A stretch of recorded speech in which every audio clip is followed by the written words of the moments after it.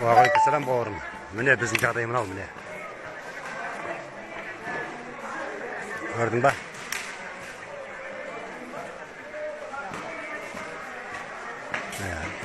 Үрлеген үстінде жатырмыз. Үлкен бір қора сияқты бірдеңенің ішінде жатырмыз. 1000 адамдай бар ғой демесі. 1000 адам болмаса 700-800 адам нақ бар.